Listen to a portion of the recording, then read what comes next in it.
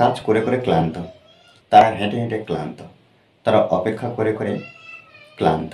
দেখো আমরা এখানে একটা কাজ কোনো কিছু করে করে ক্লান্ত, এই বিষয়টা আমরা যদি দেখি, এই যে ক্লান্ত এই বিষয়টা আমরা বাক্যের ক্ষেত্রে দেখবো। দেখো এখানে বাক্যগুলো যেগুলো দেওয়া আছে, তারা এখানে কাজ করে করে ক্লান্ত হয়ে গেছে।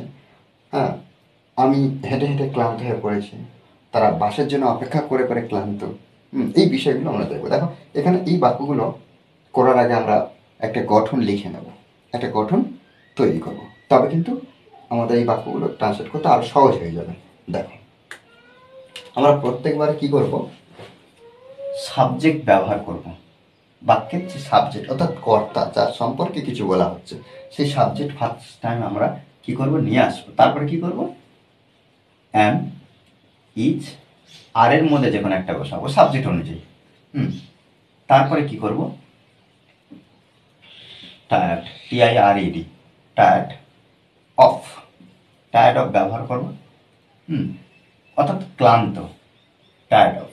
তারপরে আমরা কি করব, V4 ব্যবহার করব, অর্থাৎ ভার্বের সঙ্গে আইএনজি। এখানে কিন্তু কোনো প্রেজেন্ট কন্টিনিউয়াস, পাস্ট কন্টিনিউয়াস বা ফিউচার কন্টিনিউয়াসের কথা বলা হচ্ছে না। কেন? কারণ ভার্বের সঙ্গে আইএনজি যুক্ত হলে কন্টিনিউয়াস দরকার হয় না। এখানে শুধুমাত্র এখানে দেখবো যে শুধু ভার্বের সঙ্গে আইএনজি যুক্ত করব, তারপরে কি প্লাস আদার্স ওয়ার্ড। ওকে, দেখো একটা বাক্য ট্রান্সলেট করলে আমরা একইভাবে প্রত্যেকটা বাক্য ট্রান্সলেট করতে পারবো এবং বুঝতে পারবো যে কীভাবে বাক্যটার অর্থ হচ্ছে এবং গঠনটা। ইংলিশ স্ট্রাকচার খুব ভালোভাবে আমাদের জানতে হবে। ইংরেজিতে নিজে থেকে বাক্য তৈরি করার ক্ষেত্রে বলতে গেলে তারা এখানে কাজ করে করে ক্লান্ত। কি করে না, কাজ করে করে।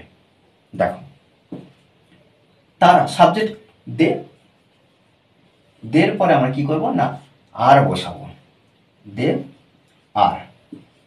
দে আর কেন, আমরা জানি হেল্পিং ভার্বের ব্যবহার কেমনভাবে করতে হয়। দে অনেকজনকে বোঝাচ্ছে, অর্থাৎ থার্ড পারসন কিন্তু প্লুরাল নাম্বার, আর বসেছে। যদি থার্ড পারসন সিঙ্গুলার নাম্বার হতো, অর্থাৎ হি, রাম, কোনো নাম যদি বোঝানো হতো, তাহলে কি আমরা ইজ বসাতে পারতাম সাবজেক্টের পরে। তাহলে এখানে অনেকজনকে বোঝাচ্ছে আর, দে আর, এবার টায়ার্ড অফ বসাবো, টায়ার্ড অফ।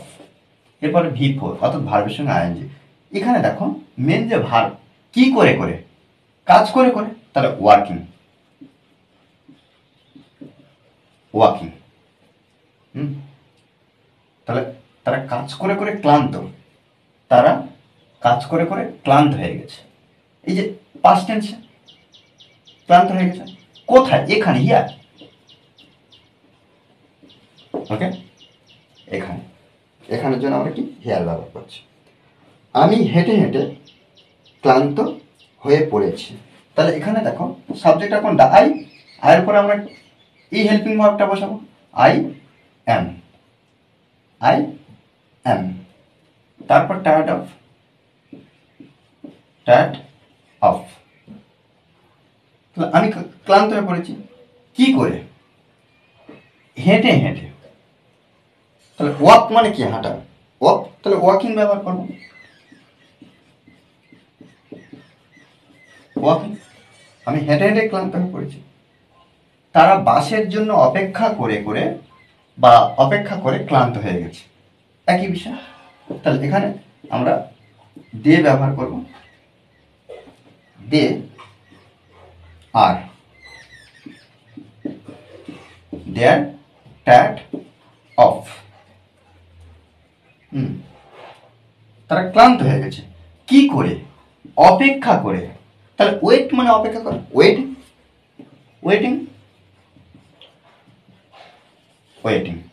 তারা অপেক্ষা করে করে, তাহলে ওয়েট থেকে আমরা এখানে এগুলো কিন্তু V4, V4 ভার্বের সঙ্গে আইএনজি। এই যে এটাও V4, V4। ওকে, অপেক্ষা করে করে ক্লান্ত, বাসের জন্য। তাহলে এখানে ফর দা বাস লিখতে পারি, নির্দিষ্টভাবে বাসের কথা বলা হচ্ছে। সে একই কাজ করে করে ক্লান্ত হয়ে পড়েছে, বা সে একই কাজ করে ক্লান্ত।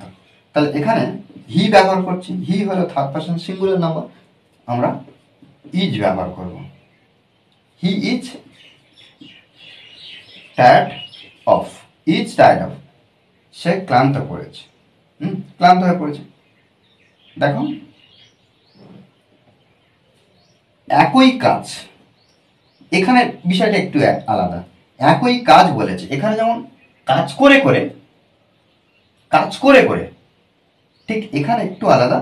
একই কাজ, এটা কিন্তু আমরা লাস্ট, একই কাজ করে করে, ওই জন্য আমরা ডুইং ব্যবহার করব। ওকে, দেখো, হি ইজ টায়ার্ড অফ ডুইং, তাহলে এই যে এটার জন্য আমরা কি করছি, ডুইং ব্যবহার করছি।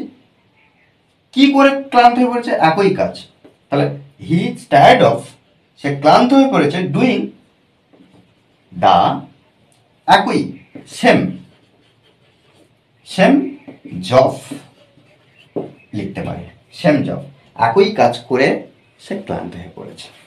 দেখো, এইভাবে কিন্তু এই সূক্ষ্ম পার্থক্যগুলো আমাদেরকে বুঝতে হবে। আমাদেরকে এগুলো ভালো করে প্র্যাকটিস করতে হবে, প্র্যাকটিসের বিকল্প নেই। আমরা যদি এক একটা ইংলিশ স্ট্রাকচার আমরা যদি সুন্দরভাবে জেনে নিই, তাহলে ইংলিশে ইমপ্রুভ হবে এবং ইংলিশে নিজে থেকে লিখতে পারবো, বলতে পারবো। শুধুমাত্র মনে রাখতে হবে প্র্যাকটিস, প্র্যাকটিসের বিকল্প কিছু হয় না। ওকে, আর এই ক্লাসটি যদি ভালো লাগে অবশ্যই লাইক কমেন্ট শেয়ার, আর যারা এখনো পর্যন্ত এই চ্যানেলটি সাবস্ক্রাইব করেননি তারা অবশ্যই চ্যানেলটি সাবস্ক্রাইব করে পাশে থাকবেন। Okay, thanks for watching this video.